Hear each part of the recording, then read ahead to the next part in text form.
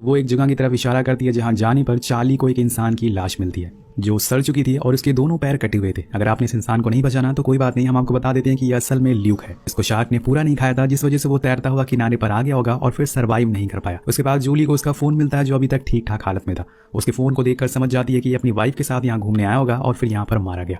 तो चार्ली कहता है कि मैंने कोस्ट गार्ड वालों को कॉल कर दिया है, वो बस यहाँ पर आते ही होंगे। बनी कहता है कि हमें इसकी वाइफ को ढूंढना चाहिए, क्या पता वो अभी भी जिंदा हो। जोई बोलता है कि नहीं, ये काम अथॉरिटीज का है, वो ये सब देख लेंगे, हमें यहाँ से चलना चाहिए, हम लोगों को इसमें और फंसना नहीं चाहिए। लेकिन चार्ली उसकी बात नहीं मानता और मजबूरन उसे भी उनके साथ चलना पड़ता है। वहां से वो लोग प्लेन लेकर उनकी बोट को ढूंढने में लग जाते हैं। मे बी उसी के आसपास उन्हें ट्रेसी भी मिल जाए। काफी समय बीत जाता है पर वो कहीं नहीं मिलती। लेकिन तभी क्लेयर को एक बोट दिखाई देती है जो पलटी हुई थी। तो चार्ली उसके पास ही प्लेन उतार देता है और फिर बनी उस बोट के अंदर जाकर चेक करता है। वहां उसे ट्रेसी और लूसी की एक फोटो भी मिलती है जिसे वो अपने पास रख लेता है। लेकिन जब वो पीछे मुड़ता है तो एक शार्क ट्रेसी की बॉडी को खा रही थी। वो फौरन ऊपर आ जाता है और प्लेन में चढ़ जाता है और सबको ट्रेसी के बारे में बताता है और कहता है कि बेहतर होगा कि हम यहाँ से चले, क्योंकि नीचे मैंने कुछ शार्क को देखा है, अगर उन्हें कुछ हलचल सुनाई दी तो वो जरूर ऊपर आएंगी। सारे लोग प्लेन में बैठ जाते हैं और फिर टेक ऑफ के लिए रेडी हो जाते हैं। लेकिन इन पांचों की किस्मत में कुछ और लिखा था। शायद इनका वो समय आ गया है जो वो खुद की काबिलियत की परीक्षा लेंगे। अब जैसे ही वो टेक ऑफ करते हैं उसी दौरान एक शार्क उनके प्लेन पर हमला कर देती है जिससे कि उसका एक विंग टूट जाता है और वो पानी में डूबने लगता है। तो चार्ली फौरन एक लाइफ बोट को बाहर फेंकता है और सबको उसमें बैठने को कहता है। पर इन सब चीजों को देखकर जोई चार्ली पर बहुत गुस्सा करता है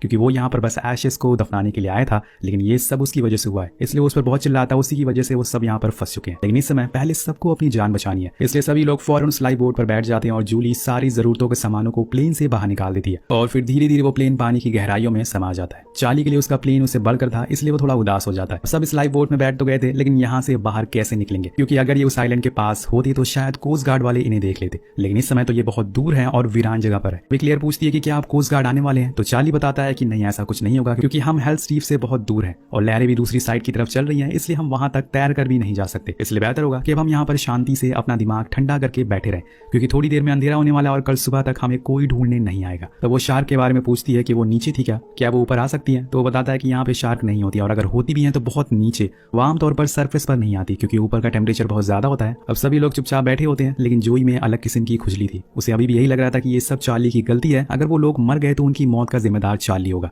इसलिए वो फिर से उसे ब्लेम करना शुरू कर देता है, पर वो उसका कोई भी जवाब नहीं देता। इसके बाद चार्ली और जूली दोनों पैडल करते हुए लहरों के साथ आगे बढ़ते रहते हैं, क्योंकि अगर वो उल्टी दिशा में चले तो कभी आगे नहीं बढ़ पाएंगे। उसी दौरान हम उनके राफ्ट के नीचे कुछ शार्क को भी देखते हैं, लेकिन वो ऊपर नहीं आ रही थी, जिस वजह से ये अभी तक सेफ है। समय बीतने लगता है, सब लोग एक एक करके पैडल करते हैं। वहीं क्लेयर जूली को बताती है कि जोई बचपन में पानी में गिर गया था और तब से ही उसके अंदर पानी के लिए बहुत डर हो गया है। मैं तो उसे इस ट्रिप पर बहुत ही मुश्किल से लाई हूँ, वरना वो यहाँ आने के लिए भी तैयार नहीं था।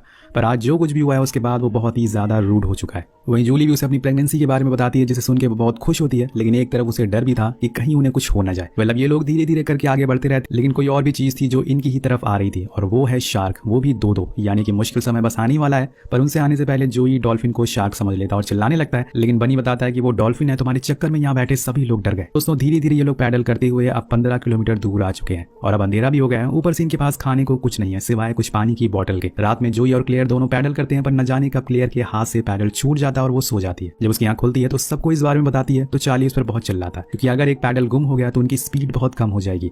इसलिए वो लोग फौरन अपनी टॉर्च को पानी में मारते हैं ताकि पैडल मिल सके। अब इसमें थोड़ा समय लगता है, लेकिन उन्हें पैडल दिख जाता है। तो चार्ली पानी में जाने के लिए तैयार था, लेकिन उससे पहले जूली कूद जाती। वो नहीं चाहती थी कि चार्ली को कुछ हो, इसलिए उसने खुद की जान जोखिम में डालकर उस पैडल तक पहुंच जाती है और उसे लेकर वापस आने लगती है। लेकिन तभी सबको उसके पीछे शार्क दिखाई देती है। सभी लोग उसे चिल्लाकर आवाज लगाते हैं और फौरन वापस आने को कहते हैं। तो जूली तेज तेज स्विम करके राफ्ट के करीब आने लगती है, लेकिन इतने में वो शार्क उसके करीब आ चुकी थी। लेकिन सही मौके पर चार्ली उसका हाथ पकड़ लेता है और ऊपर खींच लेता है, वरना आज जूली मारी जाती है। लेकिन दोस्तों अभी तो ये बस शुरुआत है, क्योंकि ये लोग ना खत्म होने वाले सफर पर हैं और समुद्र के बीचों बीच फंसे हुए हैं। यहाँ पे क्या क्या हो सकता है इन्हें इस बात का हल्का सा भी अंदाजा नहीं है। अब इनकी हलचल के बाद शार्क को इनके बारे में पता लग चुका था, इसलिए वो वहीं राफ्ट के आसपास ही घूमना शुरू कर देती है। जिसके बाद वहाँ बारिश होना शुरू हो जाती है। तो चार्ली जोई और क्लेई को स्विम सूट पहना देता है ताकि उन्हें ठंड ना लगे। लेकिन इसी दौरान जोई और बनी में कुछ बहस हो जाती है, जो आगे जाकर इतनी बढ़ जाती है कि जोई बनी को धक्का दे देता है, जिसकी वजह से वो जाकर पानी में गिर जाता है। फिर क्या होगा दोस्तों, आपको अच्छे से पता होगा। वो शार्क उस पर हमला कर देती है और मौका ही नहीं देती उसे ऊपर आने का और उसे लेकर पानी के अंदर चली जाती है।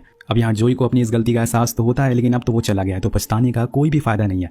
इसलिए सब लोग चुपचाप बैठ जाते हैं। कुछ देर बाद चार्ली को याद आता है कि राफ्ट में एक इमरजेंसी किट भी मौजूद है, तो वो उसे खोलता है, जिसमें उसे एक चाकू मिलता है जिसे वो अपने पास रख लेता है। वहीं जूली बारिश के पानी को बोतल में भर लेती है ताकि पानी की कमी ना हो। लेकिन तभी एक और मुसीबत आ जाती है। एक शार्क उनकी राफ्ट से टकरा जाती है, जिससे वो सारे के सारे पानी में गिर जाते हैं। सभी लोग पैनिक करने लगते हैं। सबको अपनी जान की परवाह थी, इसलिए जिसके पास जितनी ताकत वो उसका इस्तेमाल करके दोबारा से राफ्ट के ऊपर बैठ जाते हैं। लेकिन जो अभी भी पानी में फंसा हुआ था वो पहले से पानी से डरता था। ऊपर से वो पानी में ही आ गया है, और लेकिन उससे बड़ी परेशानी थी उसके आसपास घूमती हुई शार्क। वो भी पूरी कोशिश करता है कि राफ्ट तक आ जाए, लेकिन ऐसा हो नहीं पाता और वो शार्क उसे पानी में खींच कर ले जाती है। सबको लगता है कि वो मर गया, इसलिए सब लोग शांत हो जाते हैं। लेकिन तभी वो वापस से ऊपर आता है, जिसे देखकर सब एक बार फिर से उसे बचाने की कोशिश करते हैं। लेकिन इस बार 2 शार्क आकर उसे पकड़ लेती हैं और अब उसका बच पाना तो नामुमकिन है। अपने पति को अपने सामने मरता हुआ देखकर उसकी वाइफ को बहुत ही बड़ा झटका लगता है। कुछ दिन पहले ही उसकी शादी हुई थी। वो पूरी रात ऐसे ही चुपचाप बैठी रहती है, पर अगली सुबह जूली उसे समझाती है कि अब जो हो गया हम उसे बदल नहीं सकते हैं, इसलिए बेहतर होगा कि हम हौसला रखें, जिससे कि हम अपनी जान बचा सकें। उसके बाद वो अपने दादाजी की एशेस को वहीं समुद्र में गिरा देती है और प्रार्थना करती है कि वो सबकी रक्षा करे। तब जूली कहती है कि क्या पता तुम भी अपने दादाजी की तरह सर्वाइव कर पाओ, इसलिए खुद पर यकीन करो और स्ट्रांग बनो। कुछ देर बाद चार्ली बताता है कि राफ्ट में होल हो गया है कल के हादसे के बाद, इसलिए हमें धीरे धीरे आगे बढ़ना होगा, लेकिन हम सही रास्ते पर जा रहे हैं, इसलिए तुम लोग अब आराम करो, हमें पैडल मारने की जरूरत नहीं है,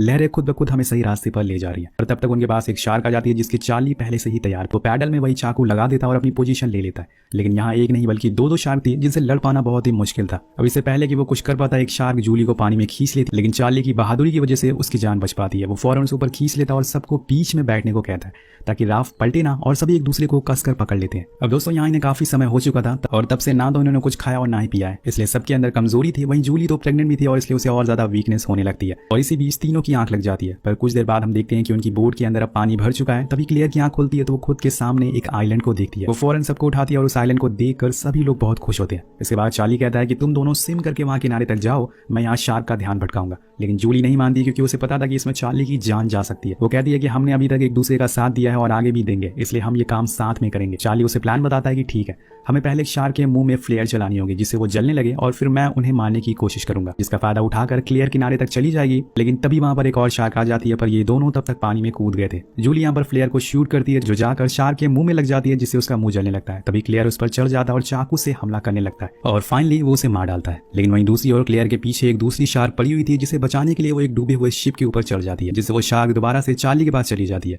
अब यहाँ कहीं ना कहीं उन दोनों को पता चल चुका था कि वो शायद नहीं बच पाएंगे, इसलिए वो वहीं किस करते हैं और अपनी आखिरी फ्लेयर को शार्क पर चलाते हैं। लेकिन वो मिस हो जाती है और शार्क चार्ली को अपने साथ ले जाता है। जूली बस चिल्लाती रह जाती है लेकिन वो कुछ नहीं कर पाती। लेकिन इन सबके बीच जूली ऊपर आ गई थी और वो आकर क्लियर के पास बैठ जाती है। वो उसे चार्ली के बारे में पूछती है तो वो रोने लगती है और उसे पता चल जाता है कि चार्ली अब इस दुनिया में नहीं रहा। लेकिन अभी ये कहानी यहाँ पर खत्म नहीं हुई है। वो दूसरी शार्क अभी भी इनके पीछे पड़ी हुई है और छलांग मारती है, जिससे डर कर दोनों पानी में गिर जाते हैं। पर जूली क्लियर से कहती है कि तुम किनारे पर जाओ, मैं तुम्हारे पीछे पीछे आ रही हूँ। लेकिन वो असल में पानी के नीचे चली जाती है उस डूबे हुए जहाज के मलबे में और वहां जाकर छुप जाती है। लेकिन वहां भी वो शार्क आ गई थी, पर उसके पास नहीं पहुंच पाती क्योंकि एक एंकर उस पर अटक गया था। तभी जूली को उसके ऊपर एक लोहे का रॉड दिखता है जिसे वो तोड़ देती है और वो जाकर सीधा शार्क में घुस जाता है। लेकिन इतनी देर में पानी में रहते हुए वो बेहोश हो चुकी थी और तब जूली नीचे आकर उसे बचाकर ऊपर ले जाती है। तो फाइनली दोस्तों यहाँ पर वो शार्क मारी जाती है और दोनों स्विम करते हुए किनारे तक